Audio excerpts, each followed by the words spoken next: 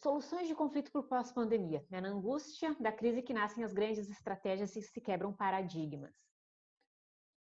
Nós vemos, e quem já advoga há mais tempo, quem advoga há mais de 5 anos, de uma advocacia padrão. O cliente nos procura, nós entramos com a petição inicial, a outra parte, outra parte procura um outro advogado e ele faz a defesa. E nós seguimos esse rito. Isso está funcionando assim, sempre funcionou assim, e por que vai deixar de funcionar? Só que há algum tempo vem havendo toda uma mudança dentro da estrutura dos processos, dentro da nossa forma de encarar o objeto dos nossos processos. Dentro disso,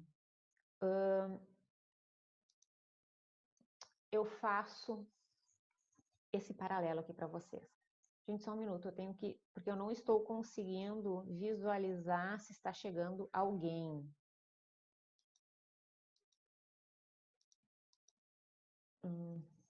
Só um minuto. Eu quero...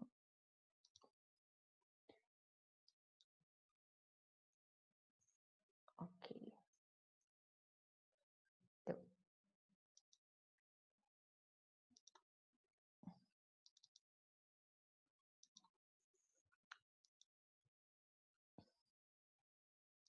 E o que eu trago aqui? Como eu comentei, nós estamos tendo toda essa mudança, e eu percebo uma mudança muito significativa a partir de 2015, que foi com a entrada do atual Código de Processo Civil, ou ainda chamado por muitos de novo Código de Processo Civil. A partir de então, nós passamos a usar muito mais a expressão conflito, a palavra conflito. Eu até estava comentando com a doutora Ana Paula antes que nós não... A mediação, ela essa é uma política pública desde 2010, mas era muito pouco usada, se verificava muito pouco disso nos fóruns e a implementação de sejusques. E eu percebi que a partir de 2015 foi que isso tomou mais corpo, e eu atribuo isso ao atual CPC, em que pese 2015 também tenha sido o ano da lei de mediação. Mas por que o CPC? Porque foi a partir do movimento nos processos, foi a partir especialmente do artigo 334, que determina que haverá uma sessão de mediação logo no início do processo, antes mesmo da apresentação da contestação, que fez com que os advogados tomassem consciência disso, tomassem conhecimento desta forma de solução de conflitos, e que começaram a ter consciência da expressão conflito.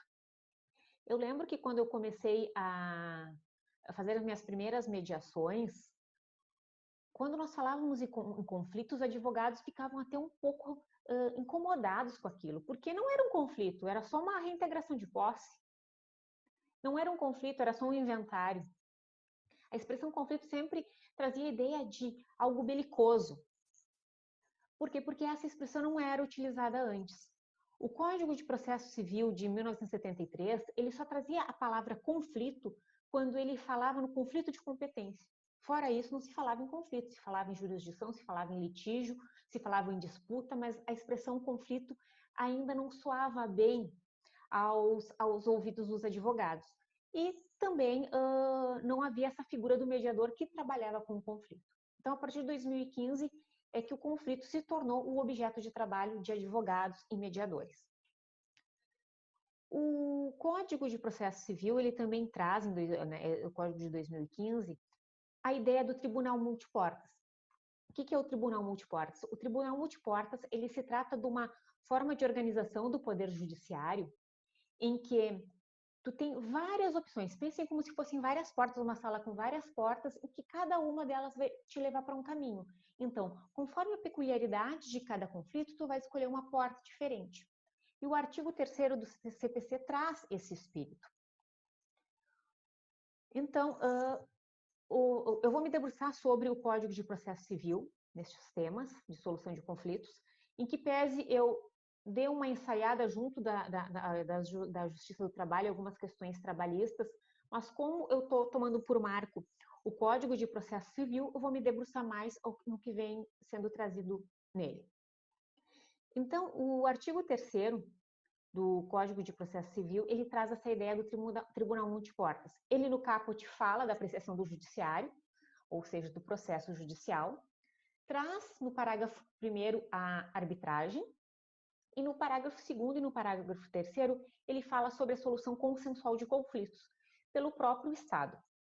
Então, nós temos aí a ideia de pelo menos 4 opções de soluções de conflitos. O processo, que já é utilizado pelos advogados há muitos anos, a arbitragem, que ainda ela é um trabalho mais elitizado, é um trabalho uma atuação de poucos advogados e de poucos agentes, e a conciliação e a mediação, como forma, então, de solução de conflitos. O que nós temos aqui? Com a deflagrada pandemia e todo esse movimento que houve no Poder Judiciário, foi verificado um próprio movimento, né, do CNJ, do Poder Judiciário em si, na busca de formas novas de solução de conflitos para este período de pandemia. Logo que veio a decretação da calamidade pública e tudo mais, o Conselho Superior da Justiça do Trabalho lançou a recomendação 1 de 2020, ou seja, a primeira recomendação de 2020, para que a Justiça do Trabalho implementasse a mediação e conciliação como forma de solução de conflito, dado ao momento que nós estávamos vivendo. Então, ela já trouxe essa ideia dos métodos autocompositivos. O ministro Luiz Fux, ele participou de uma live da XP Investimentos, onde eles abordavam os reflexos na economia, e ele trouxe os problemas os reflexos que o problema da economia trariam para o Poder Judiciário, e recomendou, estimulou que as pessoas buscassem os métodos autocompositivos, porque nós estamos vivendo um momento muito mais de diálogo do que de disputa. Então, dentro da ideia do Tribunal Multiportas, que vem lá no artigo 3º do CPC, nós temos estes métodos, os autocompositivos, que foram, do qual houve um grande movimento do próprio Poder Judiciário no estímulo destes métodos agora, né, neste período de pandemia, e temos os métodos heterocompositivos, né, que é o próprio processo judicial, que já conhecemos, e a arbitragem, que já vem legislada no Brasil desde 96. Dentre esses nossos métodos, essas formas que nós temos de resolver conflitos, então nós temos aquelas que são por judiciais, que é o processo judicial e a mediação e a conciliação. O que percebemos neste período? O judiciário parou. O Poder Judiciário entrou em quarentena. Foi isso que aconteceu. Por mais que haja um movimento de processos eletrônicos, de uma tentativa, nós percebemos na prática, nós advogados percebemos na prática que houve uma quarentena do Poder Judiciário. Nós ainda estamos vivendo o reflexo dessa quarentena. Então, esses métodos judiciais, neste período de pandemia, restaram paralisados. E o que nós, como advogados, podemos fazer? Então, ainda assim, aqueles métodos consagrados pelo próprio CPC, lá no artigo 3º, eles têm a possibilidade de serem feitos fora do judiciário, de serem extrajudiciais ou privados, que é o caso da arbitragem e da própria mediação e da própria conciliação. Como eu mostrei aqui, então, a mediação e a conciliação, elas se encontram nesses dois espaços. O que a gente pode apresentar mais ou menos desta forma. Então, nós temos dentro do próprio CPC a possibilidade de 4 formas de solução de conflitos: o processo judicial, a arbitragem, a conciliação e a mediação, que podem ser divididos em heterocompositivos, autocompositivos, judiciais e extrajudiciais. Isso é muito importante. O fato dele ser autocompositivo, alguns métodos não impedem que eles sejam judiciais, e o fato de ser autocompositivo não impede, muitas vezes, eles sejam extrajudiciais. Então, a compreensão do advogado de todas estas possibilidades te traz uma gama de oportunidades de trabalho para esse pós-pandemia. Conseguir sair da ideia tradicional apenas da jurisdição, apenas do processo judicial, para essa gama de possibilidades que vem possibilitadas por lei. Não é uma invenção. Não estou aqui trazendo novidades, ela está lá, só que muitas vezes ela não é explorada. como eu digo, nós entramos tanto no automático, naquela correria do dia a dia, de entra o cliente, pega o processo, faz contestação, faz inicial, que não paramos para pensar diferente. Aquela ideia que eu sempre digo de pensar fora da caixa. O que a gente pode fazer de diferente, que inclusive é possibilitado por lei?